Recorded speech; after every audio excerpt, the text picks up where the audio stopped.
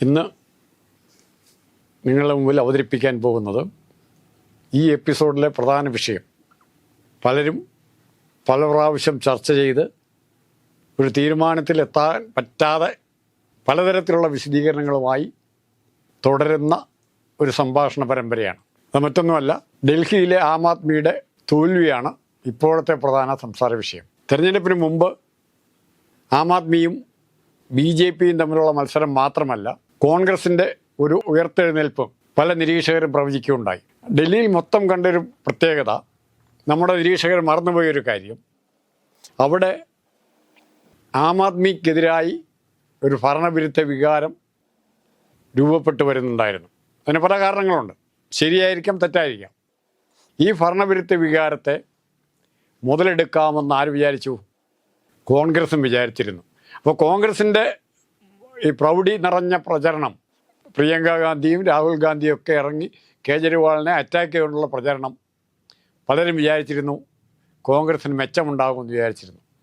പക്ഷെ ഞാൻ കഴിഞ്ഞ ദിവസങ്ങൾ പറയുകയുണ്ടായി, കോൺഗ്രസ് അവിടെ നേട്ടമുണ്ടാക്കിയാൽ ആം ആദ്മി ഗവൺമെൻറ്റിനെതിരായി ഉയർന്നു വന്നിട്ടുള്ള ആൻറ്റി ഇൻകംബൻസി, ഭരണവിരുദ്ധ വികാരം, അത് കോൺഗ്രസിനും BJPക്കും ഇടയിൽ വിഭജിക്കപ്പെട്ടു പോയാൽ അത് ആം ആദ്മിക്ക് കുറേ കൂടെ പ്രയോജനപ്രദമാകുമെന്ന് പറഞ്ഞു. എന്നാൽ നമ്മുടെ നിരീക്ഷകർ എന്തുകൊണ്ടാണെന്നറിയില്ല, കോൺഗ്രസും ആം ആദ്മിയും കൂടെ യോജിച്ചിരുന്നെങ്കിൽ BJPയെ തോൽപ്പിക്കാമായിരുന്നു എന്നുള്ള ഒരു വേർഷനുമായിട്ട് വരുന്നുണ്ട്.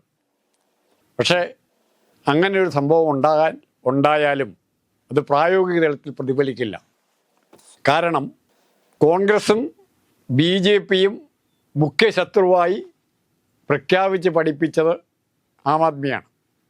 അവരുടെ ഏറ്റവും വലിയ ശത്രു, വില്ലൻ കേജ്രിവാളുമാണ്.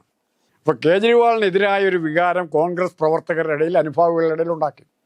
അവർക്ക് BJP ജയിച്ചാലും പ്രശ്നമില്ല, BJP തോറ്റാലും പ്രശ്നമില്ല, കോൺഗ്രസിനെ തോൽപ്പിക്കണം. അതിൻ്റെ കാരണം നെഹ്റു കുടുംബത്തിൻ്റെ ഷീലാ ദീക്ഷിത്തിനെ തോൽപ്പിച്ച ആളാണ് കേജ്രിവാൾ. ഈ പ്രചരണമാണ് നടത്തിക്കൊണ്ടിരുന്നത്. അപ്പോൾ ഷീലാ ദീക്ഷിത്തിനെ തോൽപ്പിച്ച, നെഹ്റു കുടുംബത്തിൽപ്പെട്ട ഒരു സ്ത്രീയെ തോൽപ്പിച്ച കേജ്രിവാളിനെ തോൽപ്പിക്കുകയാണ് കോൺഗ്രസ്സുകാരൻ്റെ പ്രാഥമിക ദൗത്യമെന്ന് കോൺഗ്രസ്സുകാരെ പറഞ്ഞ് പഠിപ്പിച്ചിരുന്നു. അതിൻ്റെ പ്രതിഫലനം കേജ്രിവാളിനോട് അതൃപ്തി തോന്നിയപ്പോൾ ആ അതൃപ്തി പ്രകടിപ്പിച്ചത് BJPക്ക് അനുകൂലമായി പോയി എന്ന് മാത്രമേ ഉള്ളൂ. ഇത് പല സ്ഥലത്തും കോൺഗ്രസ് പരീക്ഷിച്ച് പരാജയപ്പെട്ടതാണ്. എന്തേ കേജ്രിവാളുമായി മാത്രം ഇവർക്ക് ധാരണ എത്താൻ പറ്റുന്നില്ല? ഇപ്പോൾ 2-3 ഉദാഹരണങ്ങൾ എടുക്കാം. ബംഗാളിൽ കോൺഗ്രസും തൃണമൂൽ കോൺഗ്രസും തമ്മിൽ ഒരു യോജിപ്പുണ്ടാക്കിയാൽ ആ യോജിപ്പ് തെരഞ്ഞെടുപ്പ് രംഗത്ത് ഫലപ്രദമാകില്ല. ത്രിപുരയിലേത് തന്നെയാണ് സ്ഥിതി. അതുപോലെ തന്നെ ആണ് ഇവിടെയും ഡൽഹിയിലും സംഭവിച്ചത്.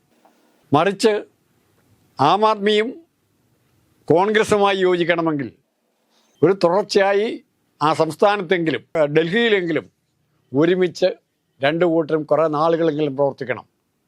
ഇപ്പോൾ ഇവിടെ ഇപ്പോൾ ഉദാഹരണം പറയാം, കേരളം നല്ല ഉദാഹരണം. നാളെ BJPയെ തോൽപ്പിക്കണം എന്ന് പറഞ്ഞ് CPMഉം കോൺഗ്രസും കൂടെ യോജിച്ചാൽ, കേരളത്തിലെ CPMഉം കോൺഗ്രസും കൂടെ യോജിച്ചാൽ ബംഗാളിലെ സ്ഥിതിയായിരിക്കും ഏറ്റവും ഫലം BJPക്കായിരിക്കും ഉണ്ടാകുന്നത്, അനുകൂല ഫലം BJPക്കായിരിക്കും ഉണ്ടാകുന്നത്. അതിന് പകരം വിട്ടുവീഴ്ച ചെയ്യുന്ന ഒരു കോൺഗ്രസിൻ്റെ ശക്തി മനസ്സിലാകണം.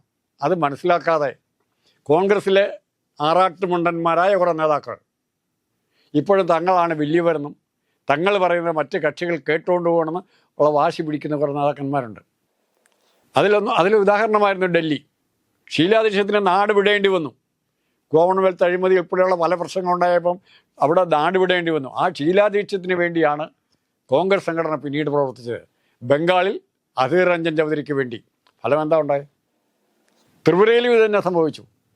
മറിച്ച് കോൺഗ്രസും മറ്റേതെങ്കിലും ശക്തരായ പ്രാദേശിക കക്ഷികളും തമ്മിൽ മത്സരിക്കുമ്പോൾ വിട്ടുവീഴ്ച മനോഭാവത്തോടെ മത്സരിച്ചിരുന്നെങ്കിൽ ഈ പ്രശ്നം ഉണ്ടാകില്ലായിരുന്നു. തങ്ങൾ വലിയ കക്ഷിയാണ് എന്നുള്ള ഭാവത്തിൽ ആം ആദ്മിയേക്കാൾ വലിയ കക്ഷിയാണ്, ഞങ്ങളിവിടെ ഇത്തവണ അത്ഭുതം സൃഷ്ടിക്കാൻ പോകുന്നു എന്ന് പറയുമ്പോൾ നട്ടക്കച്ചവടം കോൺഗ്രസിന് തന്നെയാവും. കോൺഗ്രസിൻ്റെ 0 സീറ്റ്. CPM ഇടതുപക്ഷത്തിൻ്റെ നോട്ടായേക്കാൾ പുറകിലാണ്. 70 സീറ്റിൽ 67 സീറ്റിലും കെട്ടിവെച്ച കാശ് കോൺഗ്രസിന് പോയി. ഇത്ര ദയനീയമായ അവസ്ഥയിലേക്ക് കോൺഗ്രസിനെ തള്ളിവിട്ടത് ആരാ? ഷീലാ ദീക്ഷിതിൻ്റെ ഭക്തരായ ഒരുപക്ഷം കോൺഗ്രസ്സുകാർ. നാളെ ഷീലാ ദീക്ഷിതിൻ്റെ പാരമ്പര്യം തിരിച്ചു കിട്ടുമെന്ന് വിചാരിച്ചവർ, അതാണോ കോൺഗ്രസ്? അത്ര ചെറിയ പാരമ്പര്യമാണോ കോൺഗ്രസിൻ്റെ? അത് മനസ്സിലാക്കാൻ പറ്റാതെ പ്രവർത്തിച്ചു. കേരളത്തിൽ അങ്ങനത്തെ ഒരു സിസ്റ്റം ഏതായാലും ഉണ്ടായിട്ടില്ല, ഉണ്ടാകാതിരുന്നാൽ നല്ലത്. ഇവിടെ അങ്ങനെ വ്യക്തിപരമായി വ്യക്തിപൂജയുടെ പേരിൽ വളരെ ചുരുക്കം വോട്ട് കിട്ടിയിട്ടുള്ളൂ. കരുണാകരനോ ഒരുപക്ഷെ ഉമ്മൻചാണ്ടിക്കോ മാത്രം കോൺഗ്രസ് നേതാവായി കിട്ടിയിട്ടുള്ളൂ. പിന്നെ രണ്ടാമത്, കേജ്രിവാൾ ജയിക്കുമ്പോഴത്തെ മുഖ്യ പ്രശ്നം അഴിമതിയാണ്. അഴിമതിയെ മുഖ്യ പ്രശ്നമായി ചൂണ്ടിക്കാണിച്ചുകൊണ്ടാണ് കേജ്രിവാളിൻ്റെ പോരാട്ടം നടന്നത്. അപ്പോൾ പ്രതിസ്ഥാനത്ത്, ആ കാലഘട്ടത്തിൽ പ്രതിസ്ഥാനത്തുണ്ടായിരുന്ന കോൺഗ്രസ്സാണ്. സുരേഷ് കൽമാടിയും ഷീലാ ദീക്ഷിതും ഉൾപ്പെട്ട കോൺഗ്രസ്സാണ്. സന്ദീപ് ഷിസു എല്ലാം വരും. ഇന്ന് കേജ്രിവാൾ അഴിമതി അല്ലെ, ആം ആദ്മിയുടെ പേരിൽ അഴിമതി ആരോപണം 10 വർഷം ഭരിച്ചപ്പോൾ അഴിമതി ആരോപണം ഉണ്ടായെങ്കിൽ അതിൻ്റെ ഫലമെടുക്കാൻ ആ സ്റ്റൈലിൽ ലീഡർഷിപ്പിൽ പറ്റില്ല എന്നെങ്കിലും കോൺഗ്രസിൻ്റെ അഖിലേന്ത്യാ നേതൃത്വം ആരെങ്കിലും ഉണ്ടെങ്കിൽ മനസ്സിലാക്കണമായിരുന്നു. ഷീലാ ദീക്ഷിതിനെ മുമ്പിൽ വെച്ചുകൊണ്ട്, അല്ലെ ഷീലാ ദീക്ഷിതിൻ്റെ പാരമ്പര്യത്തെ മുമ്പിൽ വെച്ചുകൊണ്ട് അഴിമതിക്കെതിരെ സമരം ചെയ്യാൻ ഡൽഹിയിൽ പറ്റില്ല. ചിദംബരത്തിനെ മുമ്പിൽ വെച്ചുകൊണ്ട് തമിഴ് അഴിമതിക്കെതിരായി സമരം ചെയ്യാൻ പറ്റില്ല. അതവിടെ DMK ചെയ്യും. ആ ഒരു സീറ്റ്, ഈറോഡ് കോൺഗ്രസ് ജയിച്ച സീറ്റ് DMKയുടെ പിന്തുണയോടെയാണ്. DMK ആവശ്യപ്പെട്ടപ്പോൾ വിട്ടുകൊടുക്കാൻ തയ്യാറായി. എന്തേ അങ്ങനെ തയ്യാറായത്? രാജസ്ഥാനിലൊരു സീറ്റ് മാർക്സിസ്റ്റ് പാർട്ടിക്ക് വിട്ടുകൊടുക്കാൻ തയ്യാറായി. മാർക്സിസ്റ്റ് പാർട്ടി വലിയ, പക്ഷെ അങ്ങനത്തെ വിട്ടുവീഴ്ചകൾ, സ്വന്തം ശക്തി ദൗർബല്യങ്ങൾ മനസ്സിലാക്കി ഈ കക്ഷികൾ ചെയ്തെങ്കിൽ മാത്രമേ ഇത്തരം മുന്നണി രാഷ്ട്രീയം മുന്നോട്ട് പോവുകയുള്ളൂ. BJPക്ക് മുന്നണി രാഷ്ട്രീയം ഇല്ലെങ്കിൽ പോലും അതിപ്രബലമായൊരു സംഘടനാ സംവിധാനമുണ്ട്. RSSൻ്റെ പിൻബലമുണ്ട്, VSPയുടെ പിൻബലമുണ്ട്. അതുകൊണ്ട് അതിനോട് ചേർന്ന് നിൽക്കാൻ പലരും താല്പര്യം കാണിക്കും. ഇവിടെ കോൺഗ്രസിന് അങ്ങനെ ഉണ്ടോ?